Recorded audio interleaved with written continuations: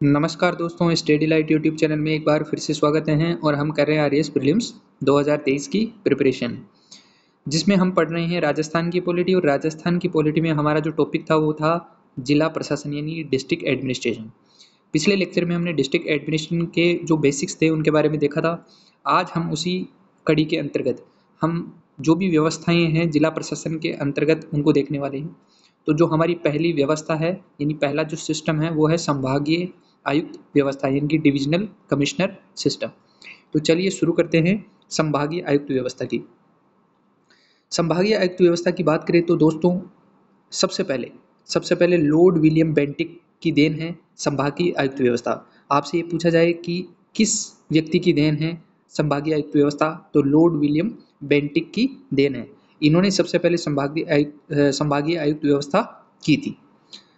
और जो संभागीय आयुक्त व्यवस्था है ये किस कारण से की गई, तो ये राज्य सरकार का अपना कार्यभार यानी वर्कलोड को कम करने के लिए की गई है।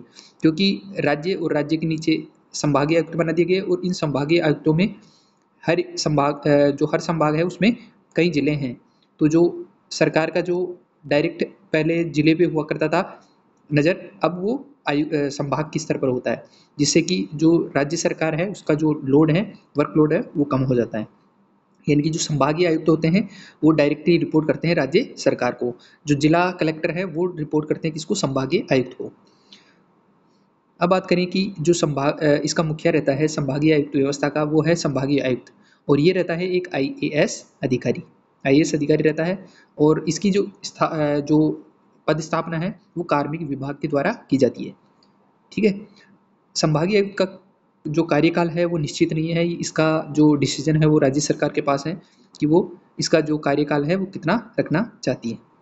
विकास की बात करें तो जैसे मैंने बताया था कि सबसे पहले लॉर्ड विलियम बेंटिक ने यह व्यवस्था शुरू की थी। और कब शुरू की थी, तो आपको याद रखना है 1829 में शुरू की थी या स्थापित की थी। अब राजस्थान की बात कर लेते हैं। राजस्थान की बात करें तो राजस्थान में 1949 में 5 जिला मुख्यालयों को संभागीय मुख्यालय बनाया गया था। देखिए याद रखना है कि राजस्थान में 1949 में 5 जिला मुख्यालय थे, उनको संभागीय मुख्यालय बनाया गया था। और वो कौन कौन से मुख्यालय थे, तो जयपुर संभाग था, जोधपुर संभाग, कोटा संभाग, बीकानेर संभाग और उदयपुर संभाग। ये 5 संभाग थे 1949 में सबसे पहले बनाए गए थे। इसके बाद में बात करें कि 1962 में, वेरी इंपॉर्टेंट, स्टार मार्क कर लो, ये क्वेश्चन पूछा जा सकता है कि 1962 में मुख्यमंत्री मोहनलाल सुखाड़िया ने जो संभागीय आयुक्त व्यवस्था थी उसको समाप्त कर दिया।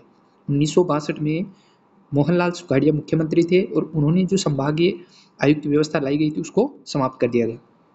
लेकिन 1987 में जो मुख्यमंत्री हरिदेव जोशी थे उन्होंने पुनः शुरू कर दी। तो इन दोनों पे स्टार मार्क कर लो। ठीक है। समाप्त किसने की थी, मुख्यमंत्री मोहनलाल सुखाड़िया ने 1962 में, और 1987 में हरिदेव जोशी ने पुनः शुरू की थी। 5 संभाग 1949 में बन गए थे। इसके बाद में जो छठा संभाग है 1987 में बना, और कौन सा बना, अजमेर। और उस समय मुख्यमंत्री कौन थे, हरिदेव जोशी थे। 7वां संभाग कौन सा बना, तो 4 जून 2005 में भरतपुर को 7वां संभाग बनाया गया। और अब आपको पता होगा कि 4 अगस्त 2023 को राजस्थान में 3 नए संभाग बनाए गए हैं, 8वां, 9वां और 10वां।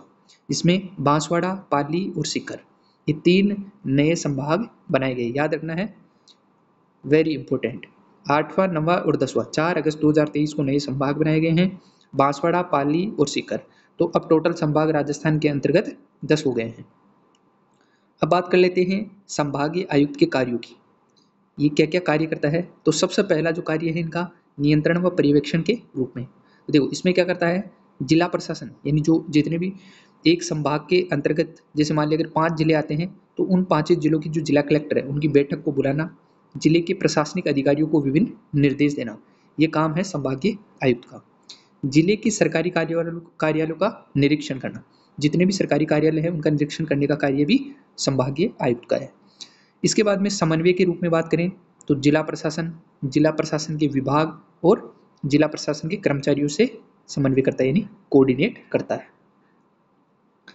इसके बाद में बात करते हैं तो प्रशासनिक अधिकारी के रूप में एक एडमिनिस्ट्रेशन ऑफिसर के रूप में क्या काम है, तो जिला कलेक्टर का वार्षिक गोपनीय प्रतिवेदन भेजना, यानी जो जिला कलेक्टर के पास में अगर 5 जिले हैं तो 5 जिलों की जो जिला कलेक्टर हैं उनसे वार्षिक रिपोर्ट लेना संभागीय आयुक्त का काम है, और उस रिपोर्ट को राज्य सरकार को सौंपना संभागीय आयुक्त का काम है। राजस्व कर्मचारियों का स्थानांतरण करना, जैसे कि गिरदावरी यानी रेवेन्यू इंस्पेक्टर, इसके अलावा जैसे पटवारी, इन सब का ट्रांसफर करने का काम भी संभागीय आयुक्त का है। इसके अलावा है जन शिकायतों की सुनवाई करना, संभाग में खाद्य एवं नागरिक आपूर्ति को सुनिश्चित करना, यह भी काम संभागीय आयुक्त का है। फिर बात करते हैं न्यायिक अधिकारी के रूप में। न्यायिक अधिकारी के रूप में भी संभागीय आयुक्त के कुछ कार्य हैं। देखो, कुछ एक्ट्स हैं, कुछ अधिनियम हैं, उनके तहत जो संभागीय आयुक्त हैं वो क्या क्या करता है, न्याय की व्यवस्था करता है।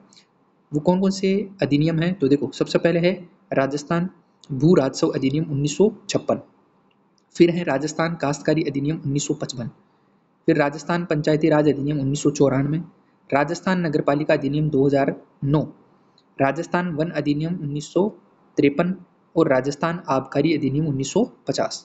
तो आपको ऑप्शन में दिया जा सकता है, इनमें से कोई से भी 3 या 4 देके पूछा जा सकता है कि जो संभागीय आयुक्त है वो एज ए न्यायिक अधिकारी के रूप में इनमें से किस किस पर सुनवाई कर सकता है। तो याद रखना कि ये जितने भी एक्ट है उनके तहत संभागीय आयुक्त क्या कर सकता है, न्याय की व्यवस्था कर सकता है। कौन कौन से हैं, एक बार फिर से रिपीट कर लेते हैं। राजस्थान भू राजस्व अधिनियम 1956, जो भू राजस्व से रिलेटेड वो। फिर इसके बाद में राजस्थान काश्तकारी अधिनियम 1955, फिर राजस्थानी पंचायती राज अधिनियम 1994, राजस्थान नगरपालिका अधिनियम 2009, राजस्थान वन अधिनियम 1953, राजस्थान आबकारी अधिनियम 1950। तो ये कितने हैं टोटल? 6 एक्ट हैं। 6 एक्ट के तहत न्याय की व्यवस्था कर सकता है।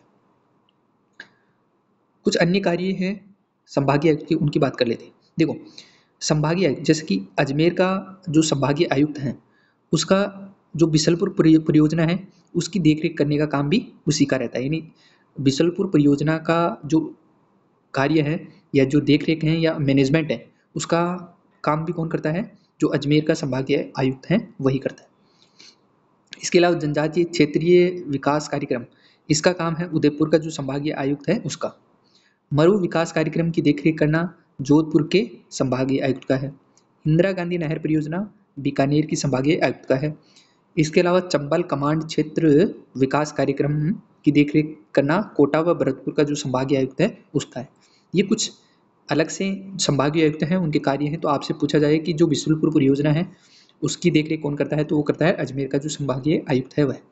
जनजातीय क्षेत्रीय विकास कार्यक्रम का देखरेख उदयपुर का संभागीय आयुक्त करेगा। मरु विकास कार्यक्रम जोधपुर का संभागीय आयुक्त करेगा। इंदिरा गांधी नहर परियोजना की देखरेख बीकानेर का संभागीय आयुक्त करेगा। चंबल कमांड क्षेत्र विकास कार्यक्रम का देखरेख कौन करेगा? कोटा व भरतपुर का जो संभागीय आयुक्त है उनको उसका काम होगा। इसके बाद में बात कर लेते हैं अन्य महत्वपूर्ण तथ्य के अंतर्गत पशुगणना। पशुगणना का काम कौन करता है? राजस्व मंडल करता है, और उसका मुख्यालय कहाँ पे? अजमेर में। एक अलग से इंपॉर्टेंट पॉइंट था कि जो पशुगणना की जाती है उसका कार्य किसका है? राजस्व मंडल का है। यानी कि ये जो पशुगणना है ये संभागीय आयुक्त के अंतर्गत नहीं आता है, याद रखना है। इसलिए ये अलग से इंपॉर्टेंट पॉइंट है। पशुगणना का काम किसका है? राजस्व मंडल का है, जिसका मुख्यालय कहाँ पे है? अजमेर में। तो ये हमारी संभागीय व्यवस्था थी। अब अगली वीडियो में हम पढ़ेंगे जिला कलेक्टर यानी कि डिस्ट्रिक्ट कलेक्टर के बारे में। तो आई होप कि ये समझ में आएगा आपको संभागीय आयुक्त। तो आपको स्टडी लाइट यूट्यूब चैनल को सब्सक्राइब करना है और बेल आइकन दबा लेना है, और एक लाइक और सब्सक्राइब तो बनता ही है। धन्यवाद दोस्तों।